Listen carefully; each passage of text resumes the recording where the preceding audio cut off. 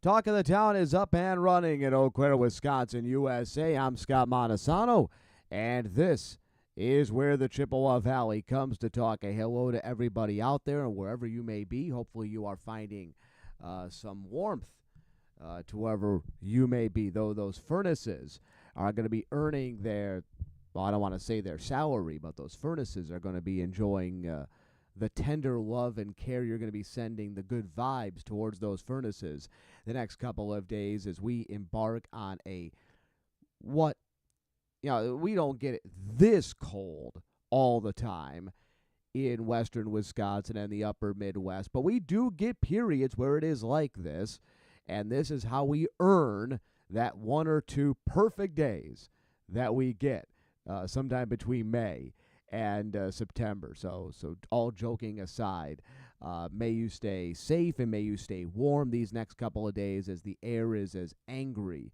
as a little old lady yelling at the cable company. The air as cold as the heartless stare of an emotionless uncle or an emotionless aunt. It is what it is. Lots of things have been postponed over the next couple of days. We'll talk about that in a moment. Don't forget, we talk about the adjustment of schedules.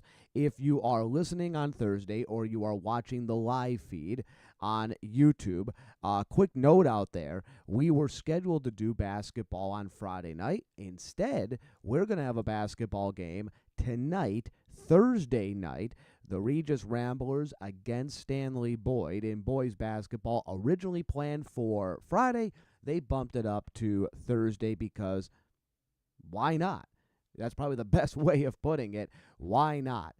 If they played on Friday, as we'll talk about in a moment, can you play indoor events in cold weather? Even as it gets as cold as the movie The Day After Tomorrow, all right? Even though it might be as cold, it's so cold, Jake Gyllenhaal himself is trying to figure out a way to save the world along with his father, Dennis Quaid. Even if it gets that cold, can you play inside? Yes. But why not just play it earlier? So Stanley Boyd and Regis, Thursday night at Regis. We'll have the game on 93.5, and we'll have the game right here at ECHometownRadio.com. Oh, that game's going to be like rubbing two sticks together. It's going to set off sparks.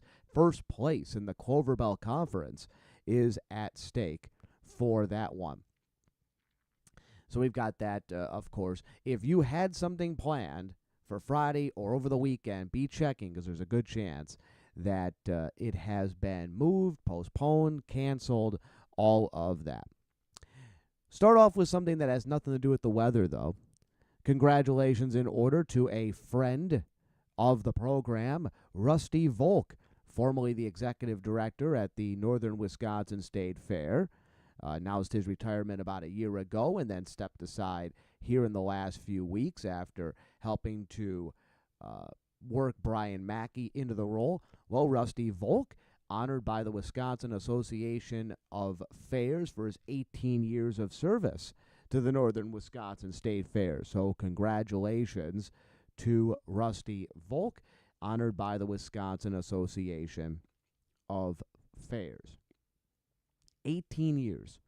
Rusty was with the Northern Wisconsin State Fair, and there was time before he was the executive director that he was doing work with the fair and helped to transition the fair into the more modern fair that it is while still keeping those agricultural roots. And as we see events come and go and some thrive and some wilt away, you start to understand you really do want to appreciate those that found success and were part of making something move forward as opposed to spinning the wheels like it's a cartoon character trying to get away in a haste. So again, congratulations to Rusty Volk. Of course, we have Fair Talk here on ECHometownRadio.com. Check out Fair Talk. In fact, we had an interview with Rusty that dropped earlier this month. in which he goes back through. It was his final few days at the fair, and you can hear that interview, and he does the recollection, and the fair in very good hands with the team that holds over from Rusty and with Brian Mackey at the helm. Another bit of good news, Ben Loomis. I know some of you know Ben.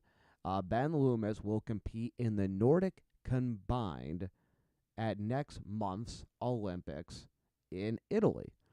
Nordic combined ski jumping, and Nordic skiing. He will be on the Nordic combined team and participate in his third consecutive Winter Olympics. Congratulations to Ben Loomis. There's not now, of course, hard to believe. This is what, the third consecutive year now. It's now been 3 years since we had the Flying Eagles, the ski jumping event. Remember, the ski jumping event got banged a couple of years ago because of the ski jumping hills not up to standards and whatnot, and they don't have the money to fix it. And the next thing you know, no longer has there been the ski jumping event in Eau Claire. That's something that has gone away, and who knows if it'll ever return. We just talked about Rusty Volk. I don't want to say save the fair, because it wasn't just him that saved the fair, but he and a whole team helped to reimagine and move the fair forward. Who would have ever thought that the Flying Eagles ski jumping event that was a fixture in January's in this community for eons would disappear in the blink of an eye, which is really what ended up happening. But Ben Loomis, part of the Flying Eagles, and came up through the system, and he is going to be competing in his third consecutive Winter Olympics. So congratulations to him. And I'm going to throw this out there. When was the last time our community, and I don't know if it's been brought up to Ben, and Ben maybe has said no, but why doesn't our area try to find a time where Ben can come back to town and the city council acknowledges him? He gets the old key to the city. There can be a celebration somewhere. Why not hold it at the Sonnentag Center? Why not see if Ben Loomis, I'll throw this out to Craig Toyson and the Express, why not see if Ben will come out to an Express game this year? He can have a table. People can sign autographs. You bring him out on the field for first pitch, and you really, and not just a cursory celebration, have him doff his cap. No, really celebrate him. Have people, there should be something up in the city that acknowledges Ben Loomis. And I'm not going to sit here and say I'm going to carve out time to watch the Nordic Combined. But I think we need to do a little bit more celebrating in our area of things like this. Because when somebody like Ben Loomis goes on, you can look at it a couple of ways. You can look at it with a little bit of jealousy, which I think is how some people naturally lean towards. Hey, good for him, but man, I wish it was me that had reached the summit of what I was hoping for. The other way to look at it is, hey, he's got a piece of us that he's taking with him. That's us that's there. And I don't think we do that enough in this area. There are other areas. When I lived down in Iowa, if there was a hint of a connection, even if you had to go back through 200 years of genealogy, but if there was any hint of a connection to when I lived in Des Moines, somebody once drove through Des Moines, had to stop at a McDonald's in a suburb and use the potty, the city would rally behind them in whatever they did. We don't do that enough in our community. Even Chippewa Falls. Even Chippewa Falls, that likes to pat itself on the back for how it likes its own and has the philanthropic spirit there. Even Chippewa Falls is not immune to that. Speaking of other communities and whatnot in our area, the Menominee Mayor's Race is going on. Yes, the Menominee Mayor's Race is up and at it. There are 3 running in the Menominee mayor's race. The top two will advance after the February primary. You've got the incumbent Randy Knack, Matthew Crow, and Grady Richards, all competing. Randy Knack has been there for almost 20 years and is looking to stay in that role. Matthew Kroll is the polar opposite of Randy Knack. He's been on the city council. They have disagreed on a number of things, namely the data center recently, but there's been other areas that they have disagreed on. So people have a choice there. And then Grady Richards is very tied into the hockey scene in Menominee, very tied into Stout hockey, and also does work there at the university. So we will see what ends up happening. Speaking of Randy Knack, speaking of Randy Knack, you can hear him speak on the latest Coffee at the Cottage, which will drop on Friday. And by the way, you'll see us making these posts over the weekend, including on Friday. Major announcement by Randy in the latest Coffee at the Cottage that drops on Friday. Very, very big announcement. In fact, there's two announcements. There's kind of a disappointing announcement at the beginning of the show. There is a longtime summer staple in Menominee that is not going to be returning this year, so you'll learn about that. But also, at the end of the podcast, Randy makes the big announcement about something, the exclusive announcement, with something coming to Menominee right here at ECHometownRadio.com. So excited about that, by the way, between Randy's announcement and the Chippewa Falls School District having the new superintendent. We're getting all of the big announcements here at ECHometownRadio.com. This is where the exclusivity ends up reigning supreme. Okay, we talked about the cold weather and things closing and all of that. A number of school districts were going to be shuttered on Friday anyway due to various in-services and all that. So you might not see as many school closings on Friday as you might see. But a little surprised at some of the other things that are shutting down because of the cold. Now, let's not poo-poo this. It's going to be tough to leave the house over the next few days. Absolutely, it will be. But I'm surprised at some of the places that are closing down because these are still some things that you can go out and do. Namely, the Ellie Phillips Library is going to close on Friday. And I'm not sure I agree with that one. Private business, if they want to shut down, I'm okay with that. In fact, it's a hard sell right now. You'd say restaurants. Not a lot of people are going to go to restaurants.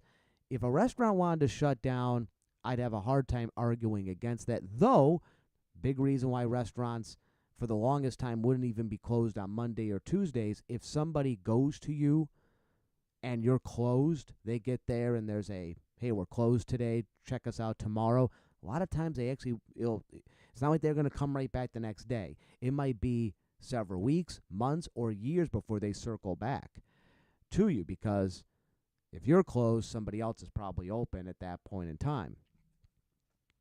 But when it comes to a public entity like this, the Ellie Phillips Library, I'm not sure I agree with them closing. Big building, we just spent all that money on it. Let's be frank, it's also the de facto daytime shelter downtown. Now, we can argue the validity of that and why is that, and it shouldn't be, and it's an awkward thing for the people with the library. We've had the library director on, some banker with a beers in the past discussing it, and I'm not saying they should be open specifically for that, nor should they close specifically for that, but I'm saying that out there as well. It's the de facto daytime shelter too. But you've already got the schools. We're going to be out tomorrow anyway, and there's not going to be a school open to begin with. Why not give a spot where caregivers, parents, aunts, uncles, grandparents can bring the kids in a building that will be warm unless there's problems with the heat, unless there's problems inside the building, why not have the building open on Friday so that people can go in an indoor activity that is family friendly? What's the rationale for closing the Ellie Phillips Library on Friday? And I think the senior center is probably going to close too. Now, if you're going to say, oh, well, we don't want to encourage people to go out. I'm sorry, there's mixed messaging and what have you. The people that are going to go out are going to find something to do. And the people that have no interest in leaving the house are going to stay home. I think that's a lazy way of justifying when you don't want to leave the house. Well, I don't want to encourage other people to leave the house. It's fine if you say, I don't want to open because I don't want to leave the house. It's better to be open and honest with that. I can understand, by the way, schools closing, schools that were going to be open, schools closing on Friday, indoor buildings and what have you. You get the kids in and you're fine. I can understand schools closing, though, because you've got a lot of kids walking to school, even in Eau Claire, elementary schools, the middle schools, high schools, they're walking to school, what have you. Even then, though, it's still a hard rationale. These are buildings, they're warm buildings. Just figure out a way to get more kids in there that they don't have to walk. But I can kind of understand the school closings a little bit more. But a building like the library, I'm not too sure. Now, this is not a public facility. It's private. But the Children's Museum will be open on Friday. And by the way, the Children's Museum is having a de facto free admission, if that's all you can afford. They're doing a de facto free admission on Friday, in that it's pay what you can. So I'm not telling you go there and don't spend anything. If you've got money in your pocket and you're able to, hey, pay the regular admission fee. If you're a little bit more on harder times, pay less and what have you. But they're going to be open, and as I said, a de facto free day. Nobody has to pay going in there. So a complete opposite to, say, the Ellie Phillips Library and some other facilities that will be shut down. Speaking of something that is going to go on over the weekend, the Croca Curl event, which I think, what is this, the 4th or 5th year they're doing it in Altoona, that will go on Saturday. Croca Curl is a hybrid between curling and, it's named after a board game in Canada, but basically you take a stone that looks like a curling stone, but it's significantly smaller, and you're trying to throw it into a hole in the center of the ice. Circular playing field and what have you.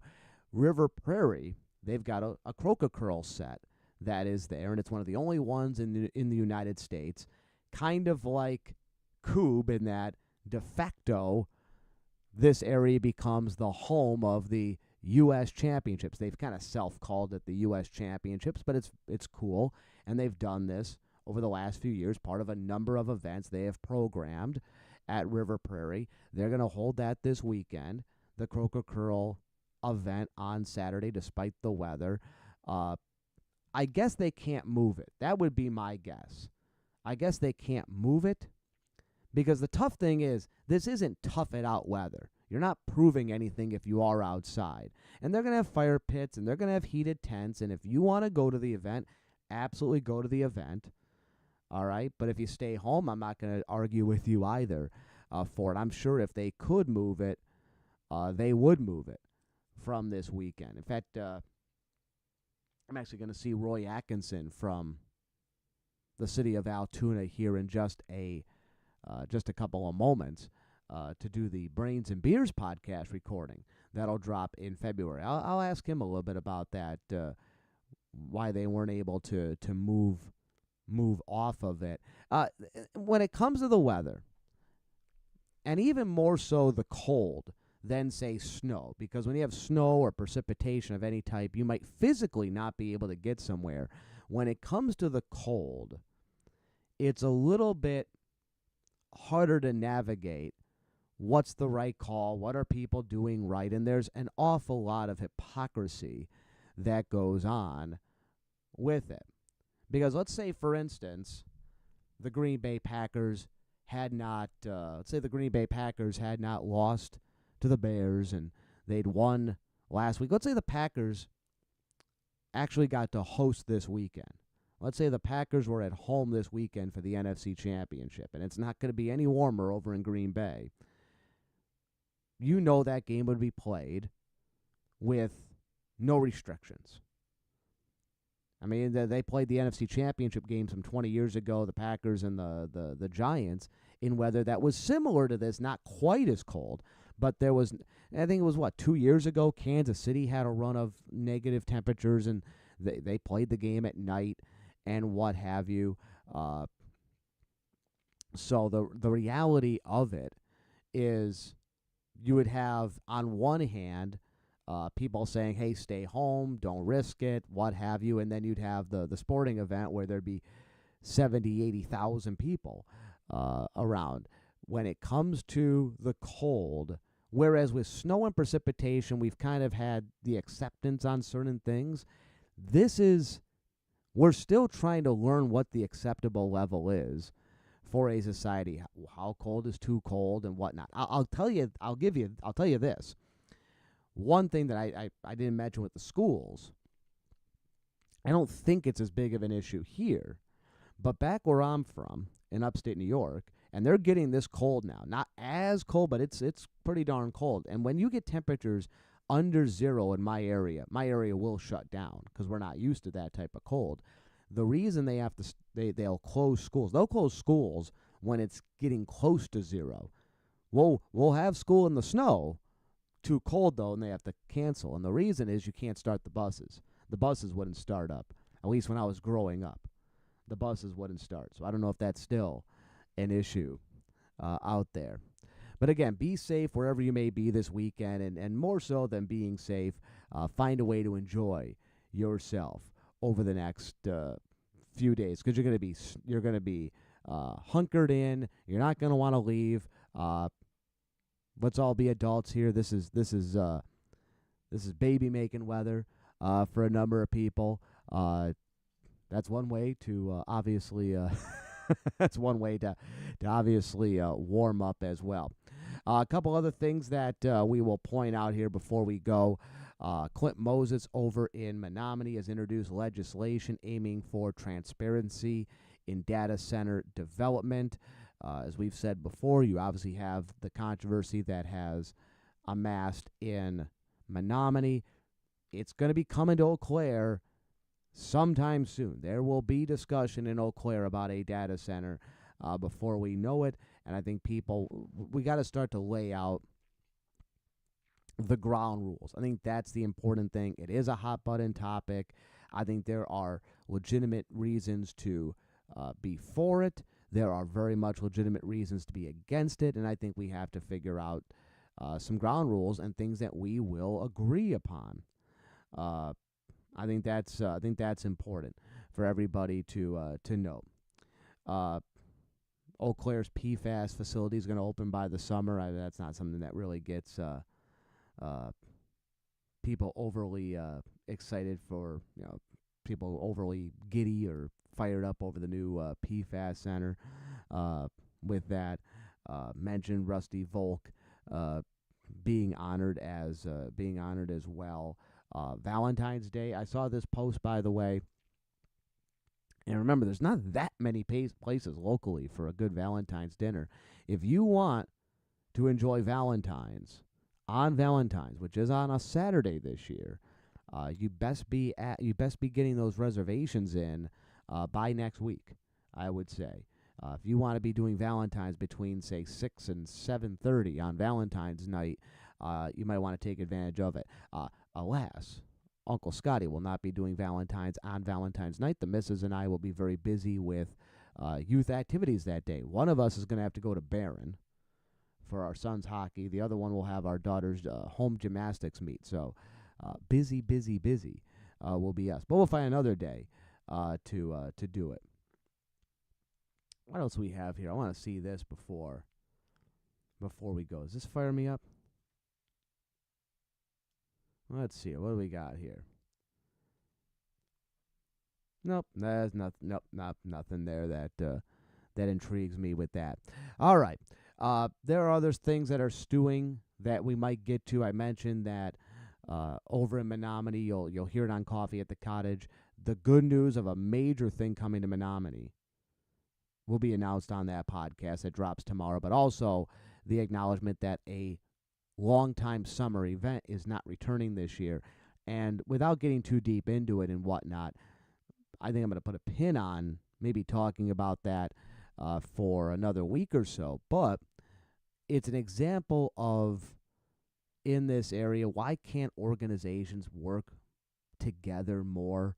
There's just way too many egos that come into play. There's not people will talk about collaboration, and when you do get the collaboration, it is really cool when two organizations work together and whatnot. But too many people also view everything else as competition. All right, and how does it benefit me? And they don't see the forest through the trees. And then next thing you know, you have to postpone or cancel something because somebody will not. If they give 1%, they that's not acceptable. And people need to. I said it earlier today to somebody. I said too many times people are coming into a conversation with knives out. The problem is the knives are all dull. They don't realize that. They're dull knives. It's not worth it. It's stupid what you're doing. Menominee's lost an event that it should never have lost. And I'm sure I don't have examples right in front of me right now because I'm not thinking of them off the top of my head. But there's been other events in our area. And not just events, but things and happenings and the way organizations go about and all that they're never able to progress, not because there's not people that want to do them, but there are people that, for no other reason than to protect their own interests, want to stop it from happening. And when we say protect their own interests, it's not even though the thing that they're trying to stop has a direct impact on them. But they have this perceived notion that it's going to be harder if this exists. We gotta stop that. I leave you with this. It's been a few years since I used this analogy, but I'll use it again. I remember when I used to talk a lot with Blaine over at Ramones. Remember Ramones Ice Cream Shop in Eau Claire was the first one. All right, and then about a year and a half, he was the only place, and there used to be long lines outside Ramones. And then about a year and a half later, Olson's Ice Cream came practically right across the street. And I said, Blaine, you got to be ticked off about this. And he said, Scott, there's nothing I can do about them opening up. And ultimately, it should make us better because they'll bring traffic downtown. They're going to keep us honest. Hopefully, we're keeping them honest. It's a good thing. People got to start doing that more and more in our society. All right. Back with you next week. Couple more editions of Talk of the Town then. On behalf of everyone who made this podcast possible, I'm Scott Montesano saying there's a great, big, beautiful tomorrow shining at the end of every day. Make sure to take advantage of it. And until next time, so long, everybody.